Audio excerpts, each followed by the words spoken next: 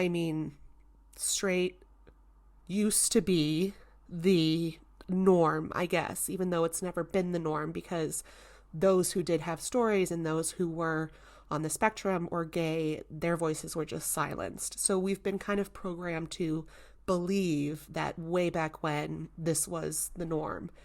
And we had, like, a bunch of straight people had a whole lot of audacity to judge and to critique others who were indulging in the same activities as them, and they were either deeming it as unnatural or savage or disgusting or deplorable and not of God, and all of this insane stuff, to be frank.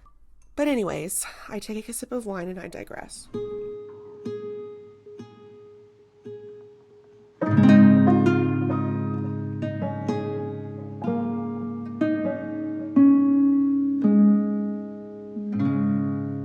This is Single and Probably Asexual with Kendra K.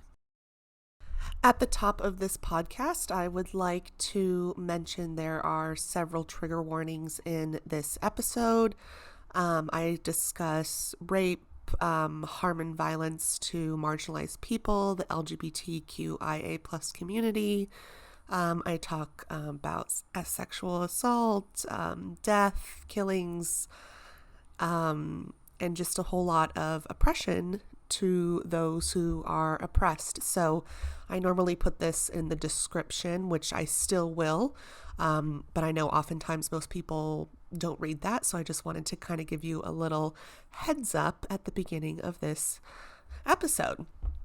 And I would also like to mention that I am recording this episode in my beautiful new little hometown of Bellingham, Washington. New hometown, but old hometown. I used to live here decades ago maybe not decades ago.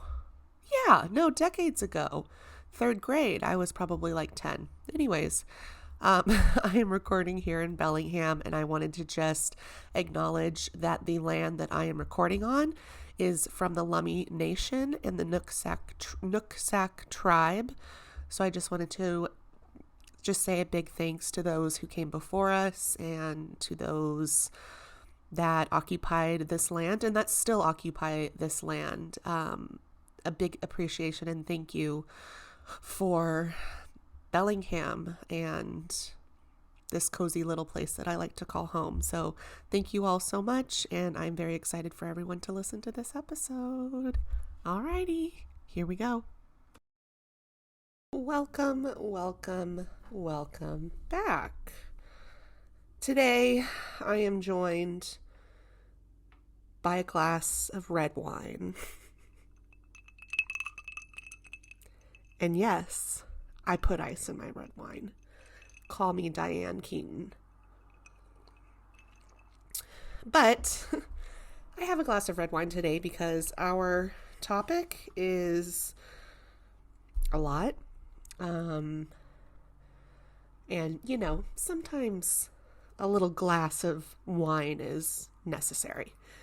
So today, I'm going to be talking about compulsory sexuality, and there are probably going to be a few parts to this, definitely at least 2.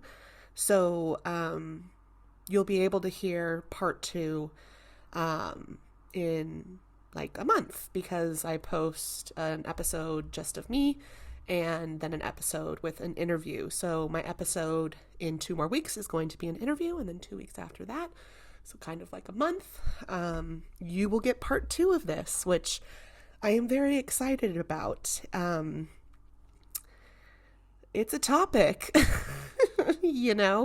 and that is why I am kind of breaking it down into multiple parts. And, of course, this entire episode and, the parts to come after this episode are all heavily inspired by this book that I have been reading called Refusing Compulsory Sexuality, A Black Asexual Lens on Our Sex-Obsessed Culture. and the author is Sharonda J. Brown. The foreword is by Hess Love, and the afterword is by Grace B. Freedom.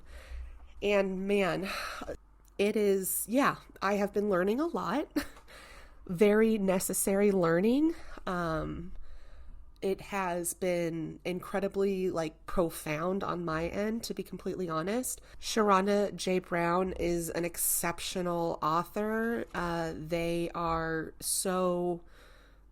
This book is just so outstanding. There is an index in the back, and everything that they mention within the chapters that have, the little asterisks or numbers on them are all copied for in the back, and you can read on all of these little things that they have squeezed into an already very resourceful and educational book. So I dedicate this podcast and the parts that come after this podcast to Sharonda J. Brown, because a lot of what I have learned from them in their book is what I will be speaking about with you guys today.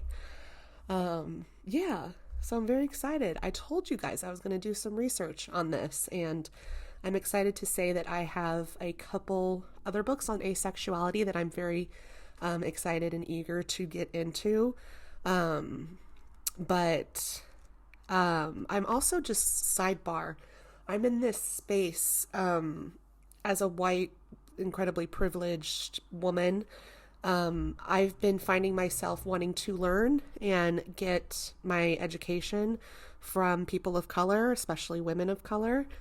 Their voices have been silenced for years and years and years. And I feel like, to be completely frank, being a white person, I'm tired of learning from white people, because it's from the white lens, and the white lens is incredibly disruptive and harmful and a lot. So I'm excited to further continue my education just in general with things that interest me in life and past events that I would like to, learn that maybe I should have learned in high school or middle school, from the perspective and from the writings of people of color and Indigenous people. So very, very, very looking forward. Very, very, very looking forward. I'm very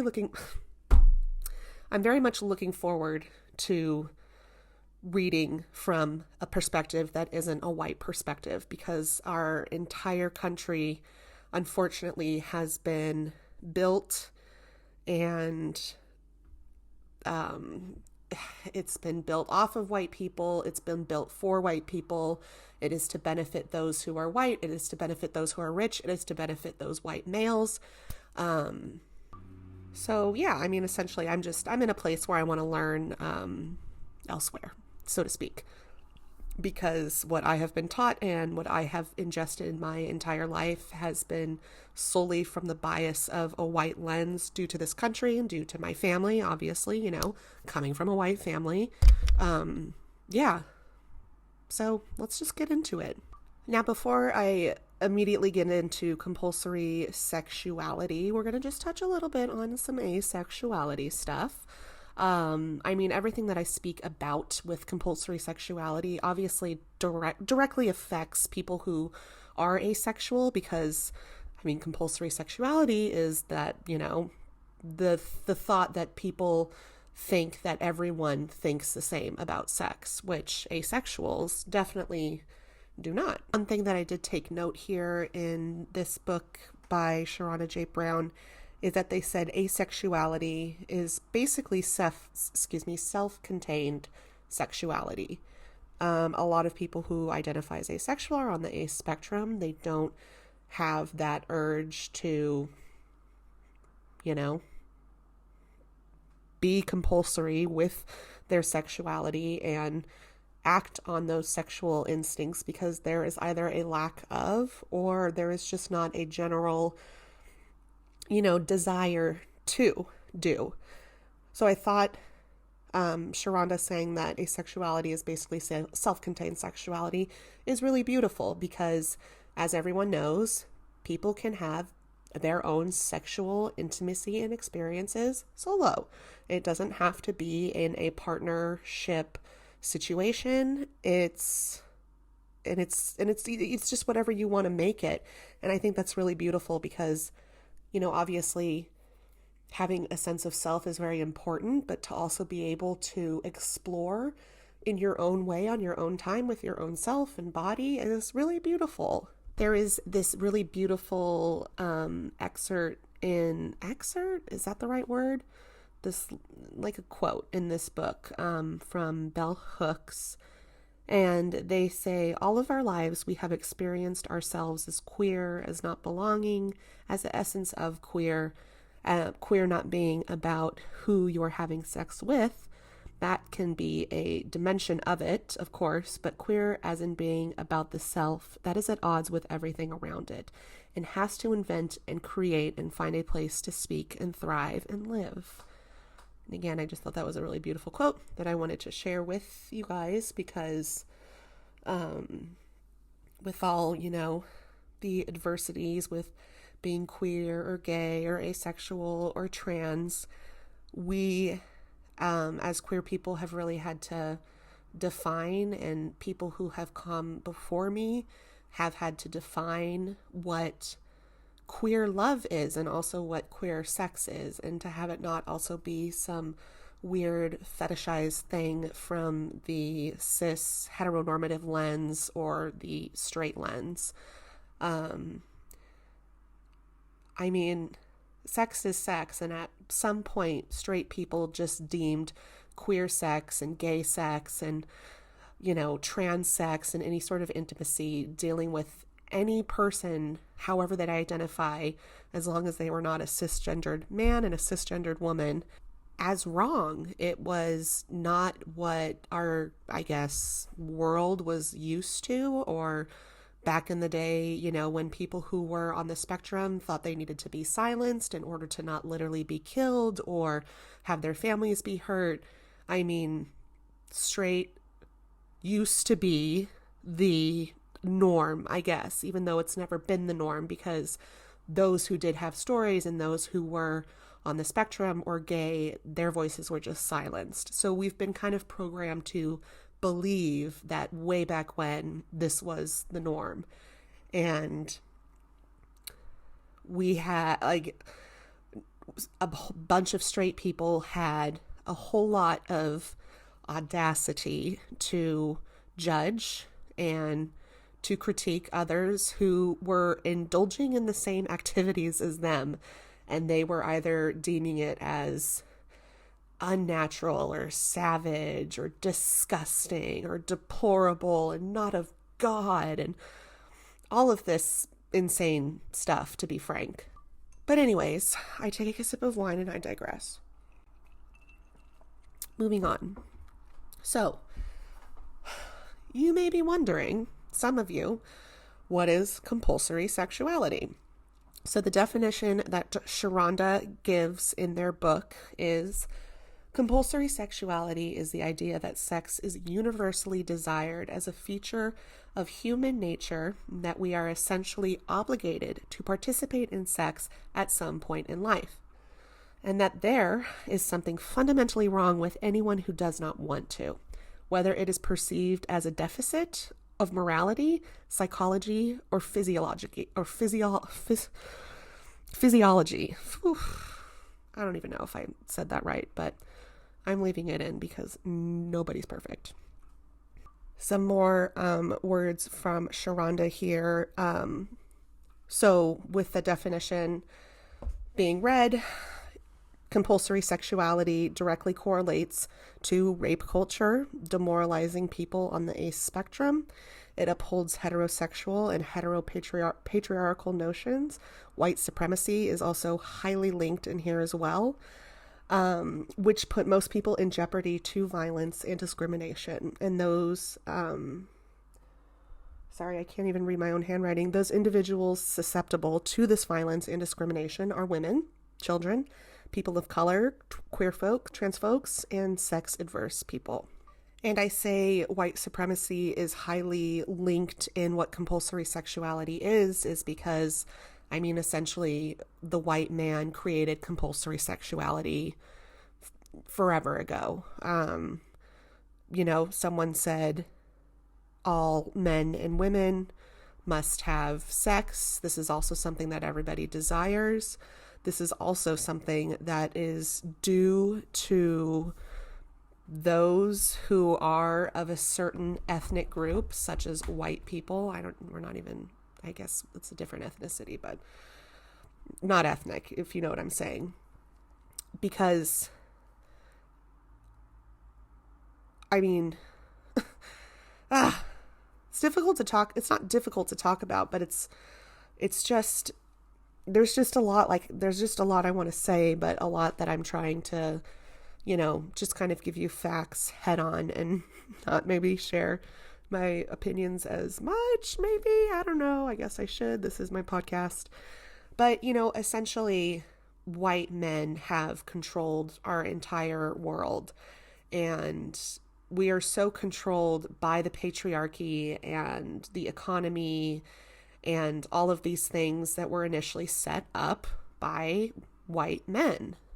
Another amazing piece from this book that Sharonda says is, when our society largely accepts sex as a mandatory practice and also remains deeply invested in cis heteronormativity and cis heteropatriarchy, white supremacy, capitalism, healthism, ableism, fatphobia, anti-blackness, rape culture, and more, it is imperative to examine how compulsory sexuality impacts the most marginalized. And it does, because when this, idea was created, it was a long time ago. And back then, people of color still don't have nearly as many rights as, the cis-born white person.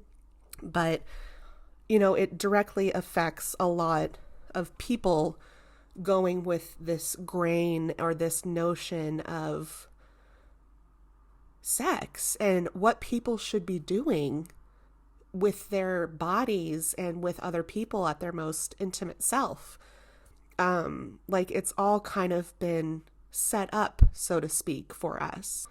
And of course, those, among many, those who are women and children are incredibly they're at such a high risk for violence and discrimination, because in this culture of compulsory sexuality created by white men and that uphold, cis heteronormativity and the patriarchy, of course, that it affects women. And, you hear a lot of stories about people being, coming from abusive households. And a lot of the time, not a lot of the time, I feel like even today, most men, and especially white men, believe that sex should be given to them. It's hard to think about, serial killers, which there's part of me loves true crime and all of that stuff, but it's kind of fucked up because most serial killers are white and most serial killers kill women. And before they kill them or after they kill them, they tend to rape them as well or sexually assault them. Because again, especially the white male believes that this is entitled to them. And they believe that because our entire country and everything has allowed them to believe that, and not only allow them to believe that, but to almost encourage them and make them feel like it is pure obligation to them, which is terrible and it's disgusting. And again, in relating it to serial killers, it's why there is so much violence against women, because these people who are mass murderers, some may have weird fetishes about killing and blood and stuff like that, but a lot of the times these men want to assault women, and after they assault them, they, kill them. And it's incredibly, it's disheartening AF, honestly. and I may touch about this more in part 2, about how our Black community has been so incredibly disproportioned, obviously in this country and in the past and in our lifetime. I mean, when we think about Southern plantation owners who were white, back when slavery was very much active in this country, the violence against women and children, especially those who are of color, it was almost like it was at an all-time high. Men were forced to be slaves and women were forced to be slaves, Black men and Black women. Most of the Black men would be out in the fields or doing, housework and stuff, and the women would be inside. And a lot of those women would be raped. And I'm not saying that there is a lesser or non-lesser for people for Black humans who were enslaved, but Black women have quite literally been treated as nothing for a long time. And I'm going to say the word disheartening probably like 1,000 times. It's not even disheartening. It's disturbing, and it's like unbearable. Obviously, I mean, not obviously, like for me, I don't understand that lived viewpoint, but thinking about it, it's horrible is what it is. And to think that Black women who were also enslaved were being taken advantage of with their bodies because white men were owed sex. Moving on, there's also a really great little numbers thing here that Sharonda says in the book. In the 2015 asexual community census, 43.5% of the ACEs surveyed reported past sexual violence, including rape, assault, and coercion. And 50.6% of those respondents had experienced sexual violence with their romantic partners. In 2018, so a few years later, the asexual census saw the number increase to 79.5%. So it went from 43.5%, and in 3 years, that increased to 79.5%. And to continue, percent of ACEs surveyed having experienced sexual violence. In each report, racially marginalized asexuals, of course, were more likely to have experienced sexual violence. Another thing that I really took away from Sharonda's book so far is that there's a large amount of people today, and especially back in the day, who thought that asexuality was not normal. It was unheard of. It was false, all this bullshit, to be frank. And they also said in this book, I forgot where in this book it was, but people who didn't understand asexuals, especially if they were partnered with an asexual, or dating asexual, or having sex with an asexual, a lot of this abuse that asexuals have experienced, the sexual abuse either from partners or people that they had a date with or whatever, the person who was attacking and, assaulting asexuals, they had this insane, creepy notion that they can just fix asexuals. Like, to say like, oh, you just need to be like effed really well or something like that. And there has been an insane amount of abuse towards asexuals for that very reason. And it's disgusting and it's horrible, because we can't just accept who we are and who other people are, even if we don't understand that. and people who think that they're coming in to fix these sort of people when they are actually just further damaging them. It's terrible. Another big thing that I have taken away from this book is because this country is based off of white people stealing this land, coming in and asserting new rules and asserting how people are going to live, all these things, X, Y, and Z.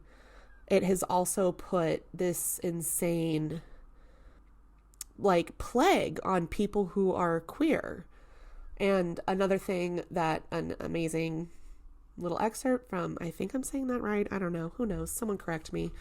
Another excerpt from this book that Sharonda says is, the hyper-focus on queer sex and sex roles is a direct result of over-sexualization of queerness as a means to construct it as nothing more than sexual deviance, and to also reassert heteronormative gender roles within queer relations. Example, the myth that masks cannot be bottoms and femmes cannot be tops, due to the misogynistic idea that masculine sex partners must always penetrate feminine sex partners, because both penetration and masculinity are conflated with dominance and control, while femininity and being penetrated are associated with being passive and submissive under someone else's rule. This, too, is a symptom of compulsory heterosexuality, and it creates limitations and harms for all queer folks. Now, that is something I had never thought of before, and when I read that, immediately highlighted it, of course, and it's so true, though, because, again, even those who are queer under, the umbrella of the LGBTQI labels, a lot of us have still unfortunately been raised in this time or era of patriarchal bullshit. The man has got to be the man. A woman has got to be a woman. And of course, I'm well confirmed in this idea that you have probably heard multiple times when you are speaking to a couple that are gay or lesbians, who's the man and who's the woman? Who's the man and who's the woman? Time and time and time again. And I have probably also been a culprit of saying that to a couple when I was younger, dumber, not as educated, not just a ignorant kid, basically. But to me, it's obviously ignorance today. But back then, it was almost like a common question. And my mind was blown open reading that, because I didn't realize, I realized how heavy the patriarchy is in our lives, in our world. It controls how we act, how we dress, what we eat, who we socialize with, where we vacate, all of these things. And it was, that was just, where's my wine?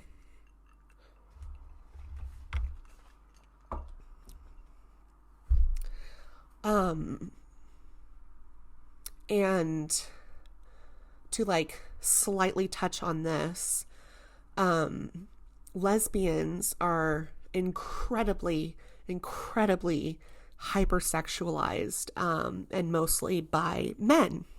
And I was working at a hotel when I was 19, so this was a long time ago.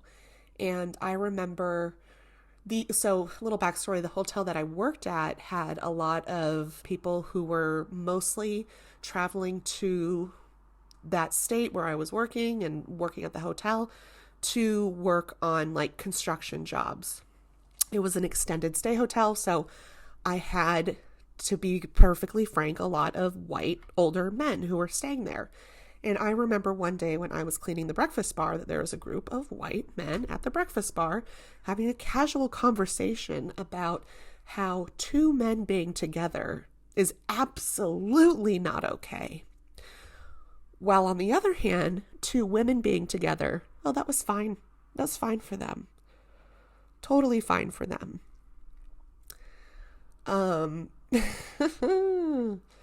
And that was fine for them. Why? Because as the heteronormative man, they believe that lesbians were a group of lovers who they can just, like, it was accepted to them in a weird way that was purely sexual. They found it arousing. They found it disgusting that a man and a man could be together, but the prospect of a woman and a woman being together was all right with them. And I know that that didn't come down to rights, emotional rights, or anything like that, or having the truth and the freedom and the space to love who you want to love. It was purely a weird, fetishized sexual desire by them.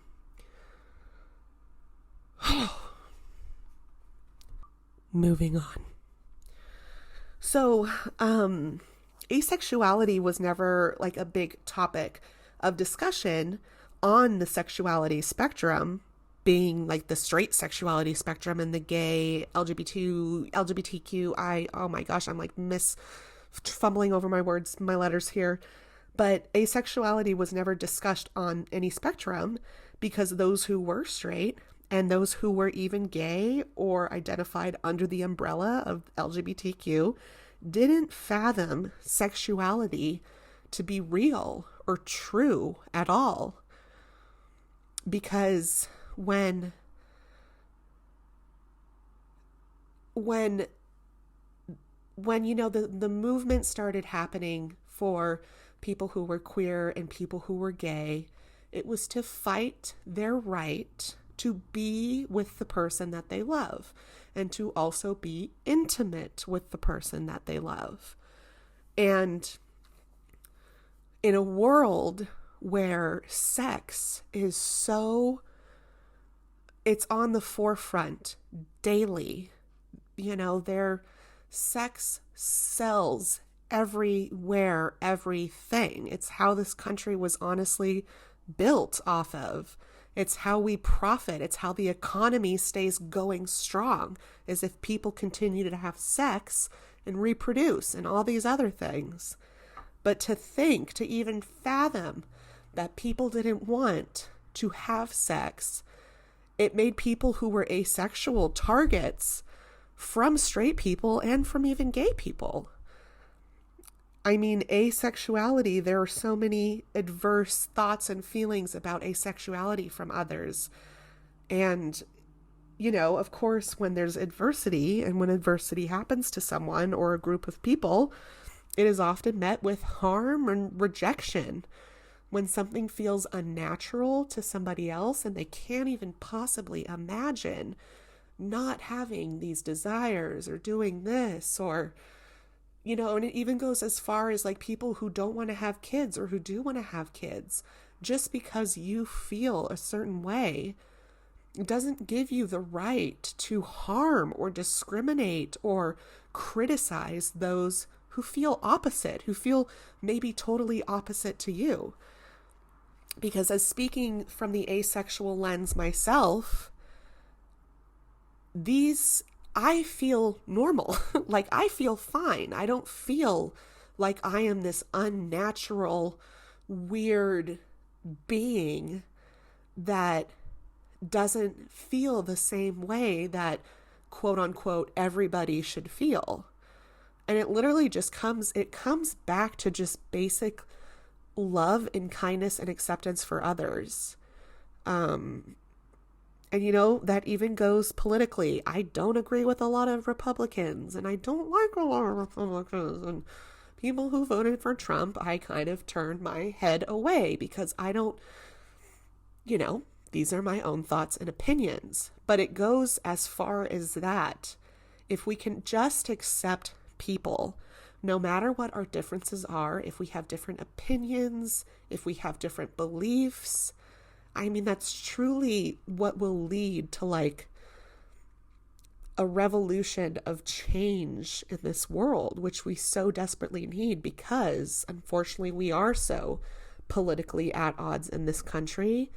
And the more that we are politically at odds, the more that we are going to critique and criticize those who are different from us in other ways. And again, it leads to harm. It leads to violence. It leads to sexual assault. It leads to rape. It leads to people feeling that they should have control or dominance over a group of people. And again, this is mostly coming from the male lens because men have created this. They've created this country, created this world. They created the laws back in the day that women couldn't vote and there were less rights to those who were people of color and women and children. I mean, we all know this, but we don't, I'll speak for myself. I didn't realize how much of the patriarchy runs through everything, including who or when we are having sex. It's fucking baffling. And I can also relate this to, bodies. Me being a boudoir photographer, I want to encourage self-love for everybody, men, women, people who are non-binary, because all the things that we have been force-fed our entire lives, we have also been force-fed that who we are in our skin and in our bodies is not enough. Men have been shown that, women have been shown that, and especially people who consider themselves non-binary have definitely been shown that. As a woman, we need to be, and it's changing now, which is insane because for one, a long time ago, it was like, you've got to be thin, you've got to be skinny, you've got to look this way, you've got to have, nice perky tits and all this stuff. And now it's changing with social media. I mean, whatever the Kardashians' bodies look like one day is how the country, we show up with the curves and stuff. People get plastic surgery. People alter their bodies to conform to the norm. And so when I say it's similar to bodies, there's such animosity, I feel, a lot of times between those who are thin and those who are fat. Because those who are thin cannot fathom being fat. They cannot imagine being fat. So therefore, they fat shame. And they've been taught to fat shame their entire lives, which is the sad part. And there are even people out there who maybe they're body positive, but their fat shaming still kind of creeps up because it was inherently taught to a lot of people. Me coming from a family of a lot of able bodies, a white family, not a lot of, I thank God, not a lot of health concerns like, cancer or anything like that can run genetically, but coming from a very abled white family where most of the people in my family are thin or, slimmer than others, myself, it's met with adversity. It's met with rejection. And it's the same for fat people. Fat people who are fat and that's just who they are. They feel comfortable in their bodies. They're fat and they love it. And they probably can't even fathom being so skinny, depriving themselves of food and comfort and overworking their bodies just to look a certain way or to fit in with what the patriarchy wants you to do, what social media wants you to do, what the Kardashians subliminally want you to do, what your family wants you to do. And when we keep rejecting people. We reject asexuals for not being sexual. We reject gay people for going against the norm, even though the norm was never the norm. People were just silenced and or killed, and going against other people for their physical appearance.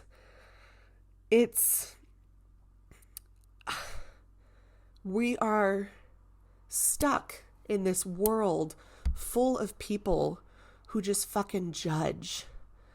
And the sad thing is we're almost taught to judge.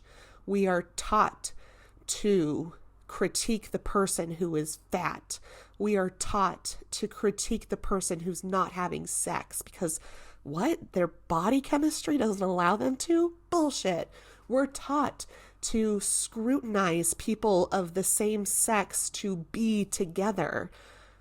It's this never-ending cycle of judgment and abuse. But this is the blueprint that we were given. This is the blueprint that we were all given. And this blueprint, created by the white man, was also given to those people, like to people of color. This isn't a blueprint most of us have wanted, but this is a blueprint that we have lived and grown as a society off of for countless years. And again, I'm going to say it again. I'm going to say it 1,000 times. When we do this, when we criticize others just for being, just for who they are, the color of their skin, how they feel naturally in their body, who they're desired to be with in partnerships, it just continues to lead us directly to discrimination and violence to those who are marginalized, simply for just literally being themselves. All right, briefly off the topic of the white man and how we as a country are suffering greatly for what the white man has proposed to us. What am I trying to say? Oh my God. Anyway, I'm just moving on. So, couple little more fun things. I believe most of my listeners are of the generation of millennial. So this is going to be really, really, really interesting for a lot of people, but also not so interesting because a lot of this, as you know, millennials, we have already known this. Oh, and also I want to say another little insert, what have you not, from the book by Sharonda about the queer communities and how we are, oppressed and all that stuff. Sharonda says, all queer communities are facing the same enemy: white supremacist, cis heteropatriarchy, and sexual, relational, and gender normativity. Exclusionary politics keep us focused on fighting each other for space, connection, and resources rather than using our collective power to combat the belief systems that oppress us all. And of course, there are a lot of us out there who are trying to combat those belief sources. But when you have a large majority of the world, and especially people in the United States, who have thought a certain way, a very colonial way, it's hard to make that change because there is a large portion of people out there who do not want to see us make that change.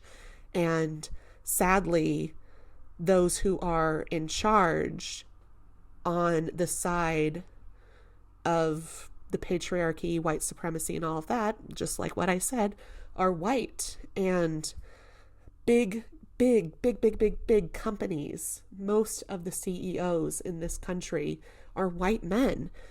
And what we are fed through commercials, department stores, all of this stuff, the school education system, it has been based off of white men.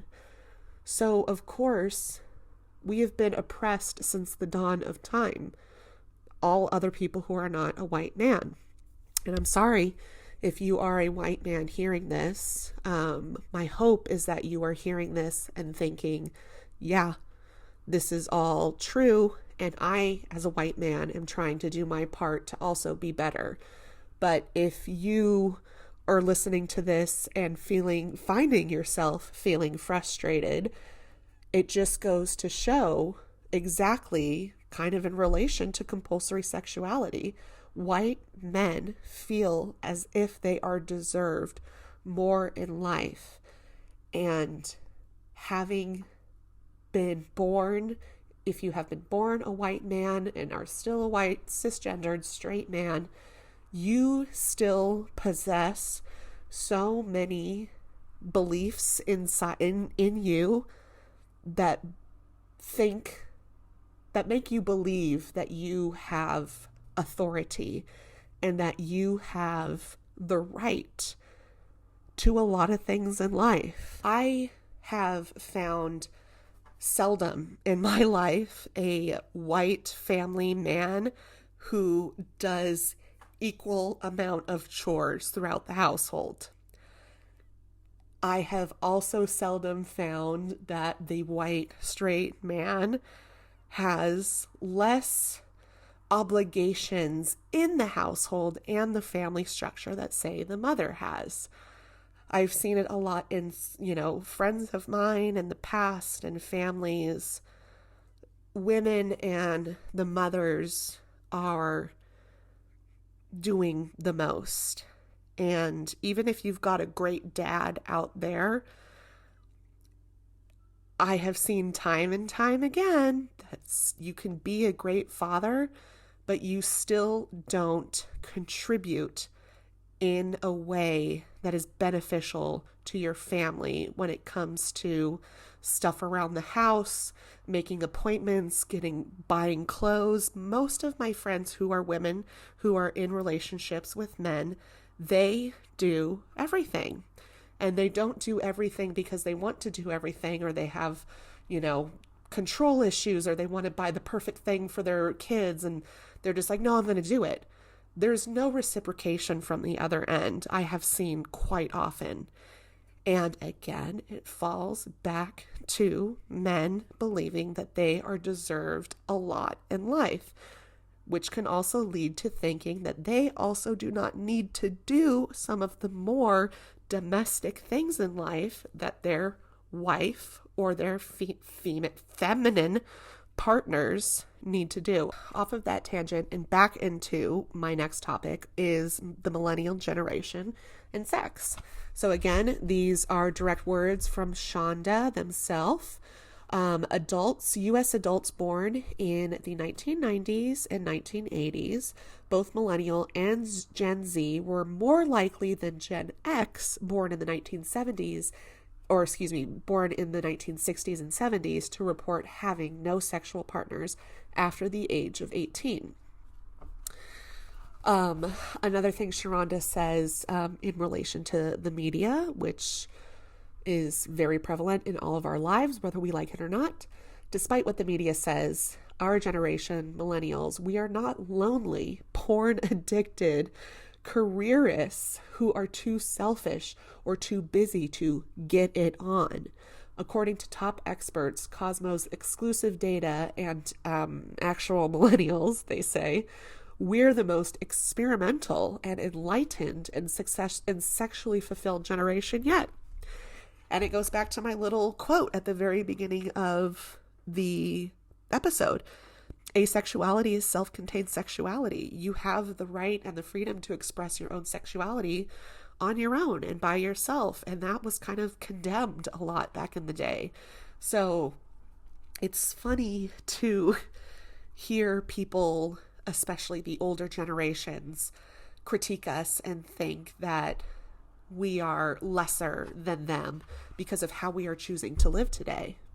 Another amazing little quote from Sharonda, because they were saying that there is this claim that to the alarmist claim of the sex recession that the millennial sex recession is bullshit in 2019, collecting their own data and providing context that was gnaringly absent from the commentary of young people in sexual activity, so those who actually were millennials. So they go on to say this means the so-called sex recession is actually more of a sexual expansion, which I fully agree with, and I definitely can see that because we are a generation where there are more people who are openly gay, who are openly trans, who are openly non-binary, who are openly asexual, who are openly intersex, all of these things. And the bullshit with like, oh, you just like labels and all of this stuff, these labels help us expand. They help us grow in our sexuality and who we are as people. Because of course these labels have existed for a while, some maybe not as long as others, but we were taught to repress those labels because a lot of people, again, violence happens to people. You know, if you're a little boy in the 1970s, regardless of your race, and you come out as gay, well, not regardless of your race, because of course people of color are disproportionately abused far more than people who are white. But, you know, 1970s little boy comes out being gay and he gets beaten to death, or he gets assaulted after school, or he gets assaulted by a man, like a professor, like one of his like teachers. I mean, I'm happy to be a millennial for a lot of reasons. But a big reason of just further acceptance with who we are and being able to confidently identify ourselves with labels that help validate who we are and how we feel. Those labels that we didn't have labels for in the past. I mean, Jesus, up until I was 25, even from my mother and father, you're going to meet the right man one day. Don't worry. You'll settle down and you'll find the right man. Again, everything is predetermined for me, and my parents, they don't put any pressure on me or my life, but their natural inclination, what they were also taught is, this is my cisgendered daughter who is a woman, and she will one day marry and find a cisgendered man. It's not anything that was felt harmful to me in the past. I knew that they were just saying that to say that because that's how they were taught as well. And when we're taught that, the harm towards other people who are gay or trans or non-binary or people of color, especially those of color who are trans, non-binary, gay, asexual, it's the latter view that I was associated with my entire life. And a lot of people, I won't even get into right now the topic of men not being able to properly convey their emotions correctly. We can get into that another episode, but you know, the definition is right there. It's why we have so many male serial killers, people who terrorize and shoot up innocent children at schools are predominantly men, predominantly white men at that. But men were taught to be providers and all of these other things that were not relating towards the feminine in any way, shape, or form, because if they related to the feminine, then they were considered weak, and weak so much to the point that we have neglected men's emotions, and a lot of men do not know how to properly communicate their feelings and emotions because of society and the patriarchy and what men were created, quote unquote, created to do. Again, we can get into that one later. Back to millennials. So get this, and I know a lot of millennials who are listening already know this and these figures and these numbers, but Excuse me, we're just here to talk about it. So, millennials make 4 times less than boomers did when they were our ages. We hear this all the time from generations above us, even some Gen Xers directly above us. Like millennials, oh, this generation is so selfish. This generation is only focused on their careers. This generation doesn't care about the country or having families or investing in something like, oh, maybe a house. We are not given / we have no access to what the boomer generation had. And when boomers were around the same age as millennials, they held roughly 22% of the nation's wealth, compared to the millennials at a measly 7%.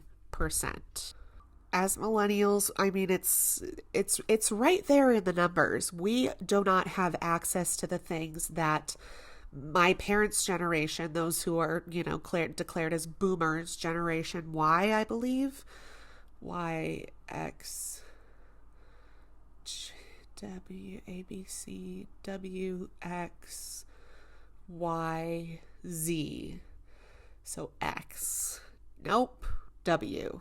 Generation W, Generation Boomer, whatever. We do not have what they had. People say, oh, well, why don't you start a family and buy a house and do all of these things that the patriarchy and the economy and cis heteronormativity want you to do?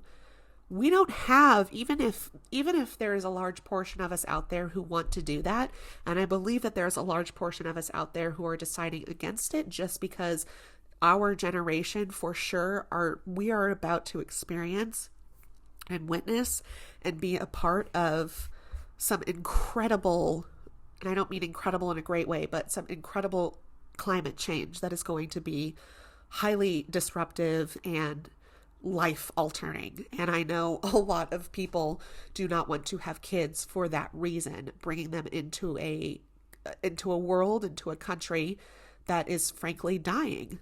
But instead of looking at the numbers and the facts and thinking about the future and the climate and thinking about the fact that we are given way less than the boomers were given, this doesn't cross their minds. We are judged. It goes back to I can't fathom being 30 and single and unmarried and don't have children and don't own my own home. Well, I bet you can fucking imagine it if you were my age today, because the luxuries that you got to experience are not the luxuries that I get to experience today. So, the economy and the patriarchy, they want people to procreate. It goes back to compulsory sexuality. It goes back to all of these things. We were bred to bear children to continue to stimulate the economy. And when we have a generation who is experiencing having way less sex, a lot less teen pregnancies, a lot less marriage, a lot less of people deciding to not have a family, it directly affects the economy and the economy that was built in this world to be what it was, essentially, way back when. And it was to procreate, it was to have a family, and it was to buy a home, because a family of 3 or 4 or 5, the world and the economy can profit a lot more off of the family of 5 rather than the single person of 1. So, when you have heard sometimes like, oh, I don't really know if my parents should have had kids, or, oh, I don't know if my cousins twice, cousin removed, aunts, nephews, nieces, daughter should have had kids. Maybe about 8 times out of 10, they probably shouldn't have had kids, because a lot of people we're almost like forced and tricked into this life.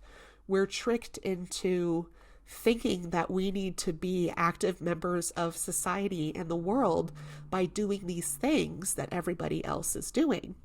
And of course, we're being tricked to do this because the economy is still number one. Who was making money in this country and in this world? Again, mostly white men. That's at the forefront. So people don't care about people who are asexual or on the spectrum or the gay couple who is choosing not to have kids. There is disdain towards us because we cannot help the economy in a way that the economy wants us to help them. I hope that made sense. I have had a glass of wine now. Again, another insert paragraph from this book, in regards to, having this timeline of what we need to be doing in life, what is considered normal, what is considered being productive and a productive member to society. All of these things are intimately related and impact our economy, especially because they are so easy to capitalize on. Like I said, the family of 5 generates a lot more expenses than the solo person of 1. So those invested in the capitalistic system work to convince us that these things are necessary parts of life and that the participation in them makes us mature and productive adults and members of society. Those people out there who didn't want to have kids or maybe shouldn't have had kids, their feelings were right to begin with. But because of the economy, the white man, I just sound like a broken record right now, and the media, what we are being fed, we are being taught, inherently taught generation after generation after generation after generation that we need to do these things. And for I feel like in this, this group of millennials, past Gen X and past the boomer stage, which was still a very prevalent stage to just go by the book, go by the white book and do what the whites do. And, put into the economy what we need to be doing. Us having this sort of like recession of acting on these things and these systems that we have had in place and creating families and having that nuclear family that the economy wants us to have, we are disrupting the world and the economy. And again, Sharonda says in their book, in July 2020, Bloomberg published this: Americans aren't making babies, and that is bad for the economy. And Sharonda also says that there was 500,000 fewer births in 2021, so there were 5,000 fewer births in 2021 compared to even just 2020. So once the pandemic started, and then once the pandemic continued, there was a little bit of a pandemic baby boom, but then there was like a pandemic no baby boom. Because again, us millennials, we own 7% of the wealth of the world today. We fight to make our bills and our payments because as the medium wage for what we are being paid kind of stays stagnant, the cost of living and the cost of having children, the cost of birthing a child goes up. So, of course, there are some millennials out there who are like, fuck this. Maybe even if they truly wanted to do that, they don't have the resources to do that. I mean, a common a common birth in the United States costs $20,000. And again, those who are marginalized, those who are people of color, those who have a hard time getting health insurance, they are displaced even further because of the color of their skin and who they are and the rights that we have given them in this country. So of course, people who are marginalized and people of color, they are getting paid far less in this country. And yet, how are they expected to have a family and start a family of their own when it's just not affordable for most Americans, especially for those who have color, who are getting paid less and maybe do not have similar accesses to those who are white and privileged when it comes to health insurance? I mean, this is all... It's not a big surprise when someone says to you, you know what, I don't want kids. There's a lot of reasoning behind there, but there is a lot of inability to even proceed with doing so, even if you wanted to. It is almost, it feels sometimes impossible to think about the future and to think about everything that you may have wanted to do, even if it's just land ownership or home ownership. Again, these prices that we are seeing today are insane. They are astronomically high. And we cannot afford to do the things that people generations above us were able to do. My parents, I think they owned their first house like when they were my age, at least by my age. There is no fucking way in hell I can own a house on my own right now. There's no fucking way in hell I can own a house probably in 5 years on my own, even if I do really well with my business. The median cost to just live today continues and continues and continues to go up. And millennials who are rejecting the norms of living, it's an indirect reaction to compulsory sexuality, going against what we are taught that we need, that we desire, and what we should do in life. And touching back again to those who are marginalized and those who do want to have children, the government does not, they don't have us covered. They don't have those who are marginalized covered. They don't have those who are people of color covered. There is this definition of pronatalism, and Sharonda says that it's basically the sibling of compulsory sexuality.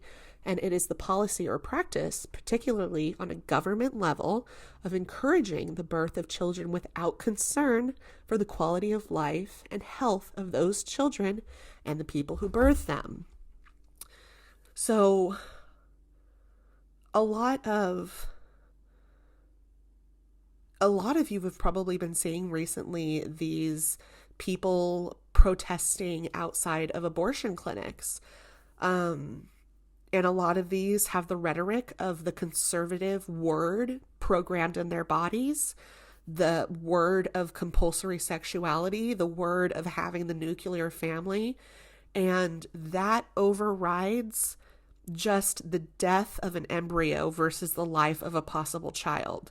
They don't care about that. They care about upholding their economy, upholding their government, and upholding this way of living that they deem to be right. And again, this directly affects those who are marginalized, because those who are marginalized and maybe of color in a state where abortion is now banned, they are forced to have a child against their own will. And a lot of times, people who are most people who want an abortion are women who already have children. That's a fact. Look it up. But you can't tell people, what we do, which is fucked up, but you can't tell people who are marginalized, people of color, to have a child and good luck raising it, because we're not supporting you financially, we're not paying you adequate wages, we're not giving you the proper health insurance, and we're sure as shit not going to help you support your child. Oh, and we're also going to be depleted of formula roughly around the end of 2020. but good luck. So all of these mostly white supremacist conservative people who are petitioning for the rights of an embryo that is not even a living body, that can extremely detriment the child in the future and the parents who are forced to have them, it's fucked up. And the government does not help, and they won't help. And the hypocrisy is at an all-time high. We are forcing you to have this child because this is what we believe in, and yet we're not going to help you out a bit once that child is earthbound. Patriarchy can suck a... Right, wrapping up. So, yeah, I mean, like I mentioned, the millennials, we are 4 times poorer. We have 4 times less than what the boomer generation had at our age, and yet we are still expected to uphold this idea and notion of having a nuclear family, and not only to proceed with that, but to be able to financially support like how boomers were able to support back in the day. It's impossible. It's absolutely impossible. And the fact that more people don't see that is very discouraging and disheartening and disturbing and all the other D words that I can think of. All right, friends, I've got one last thing to say to you. This is half of the book that I have basically regurgitated back to you. So we will be having more parts to this, you best believe. But this entire paragraph is what I'm going to end on.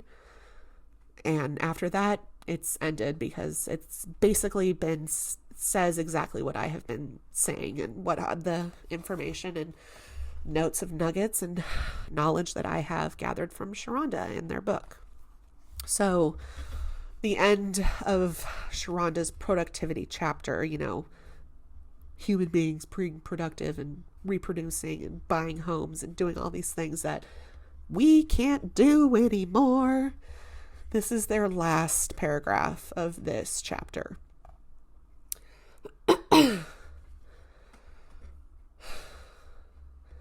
We become only bodies for the nation state's use, and our bodies become instruments for amassing capital that marginalized workers will never be able to partake in as long as this system persists.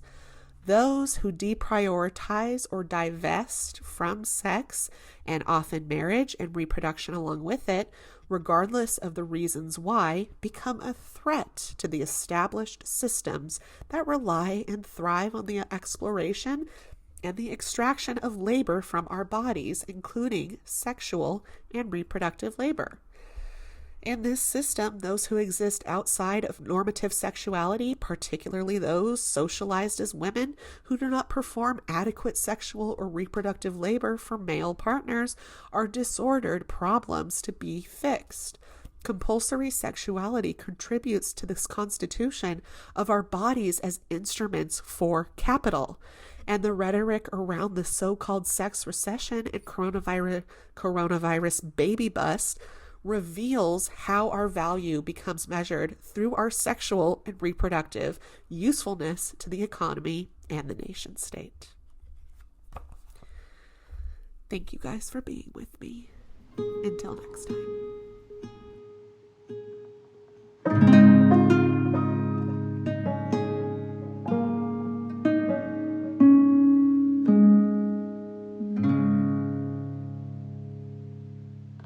Again, I just want to shout out Sharonda J. Brown, the author of Compulsory Sexuality, a Black asexual lens on our sex-obsessed culture. Thank you so much to them. I am learning a lot, and I'm happy that I get to share it with you all. So thanks.